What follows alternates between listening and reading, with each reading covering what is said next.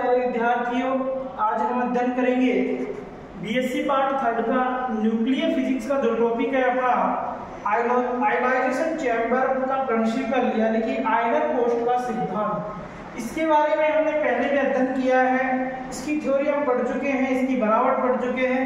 आज हम इसके ओनली प्रिंसिपल की बात करेंगे कि किस सिद्धांत पर कार्य करता है।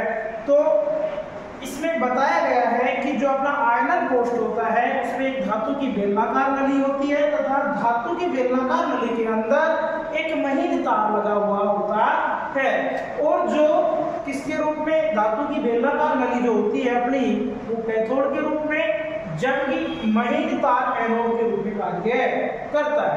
इसमें बताया गया है कि एक जो आयनकारी कण होता है वो आयनन अक्ष के तो समांतर होगा, लेकिन x नॉट दूरी पर स्थित कोई आयन है, वहां से x नॉट दूरी पर एक स्थित आयन है, वहां दूसरा आयन जो क्रिया करता है आयनकारी कण से टक्कर करता है वो स्थित होता है, जिससे वो इस आयनन कक्ष में एक अन्य आयन युग्म n उत्पन्न करता है। क्या करता है? इसमें एक उत्पन्न आयन युग्म n होता है, जिसमें उपस्थित जो इलेक्ट्रॉन होंगे वो तो होंगे एनोड की ओर, और जो धनायन का उत्पन्न होना है वो कैथोड की ओर गति करता है। अब इसमें जो इलेक्ट्रॉन का अपवाह दिया जाता है वो Be होता है, जबकि धनायन का जो अपवाह वेग माना गया है वो Vt होता है।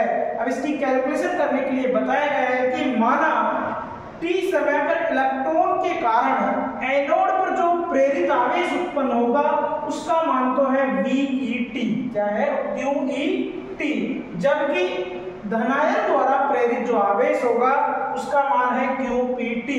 तो एनोड की वोल्टता में जो परिवर्तन निकाला जाएगा उसका मान है Vt बराबर N कोष्ठक QET plus QPT upon C। उसके बाद में हम इस डायग्राम से देखते हैं कि जो अपना QET है वो x नॉट माइनस VT दूरी पर स्थित होगा, जबकि QPT हम कहेंगे कि धनायन के कारण प्रेरित आवेश होगा वो x नॉट प्लस VPT दूरी पर स्थित होता है। तो इन दोनों की वैल्यू QET बराबर minus E D minus x not minus VT upon D प्राप्त होती है, जबकि QPT बराबर पॉजिटिव E यानी कि धनायन D minus x not plus VPT upon D। यहाँ से समीकरण 2 और 3 प्राप्त होते हैं। अब हम इन दोनों समीकरणों का मान, समीकरण 2 और 3 का मान समीकरण 1 में रखते हैं तो हमारा आंसर प्राप्त होगा Vt equal to minus En कोष्ठक Ve प्लस Vp कोष्ठक के बाहर T अपॉन CD। यहां से अपने को समीकरण नंबर 4 प्राप्त होती है।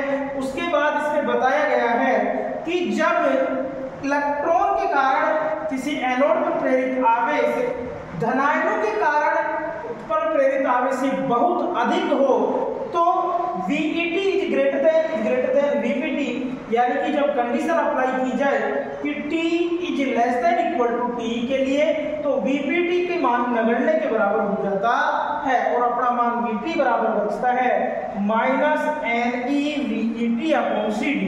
इसी प्रकार अब इसमें दूसरी कंडीशन अप्लाई होगी कि T is greater than equal to TP हो, यानी कि जो धनायन के लिए जो समय लिया गया है वो मूल समय से कम हो तो Vt equal to minus NeVETE plus VPT upon CD मान प्राप्त होता है। यानी कि हम कह सकते हैं समीकरण 5 और 6 प्राप्त हो रही है।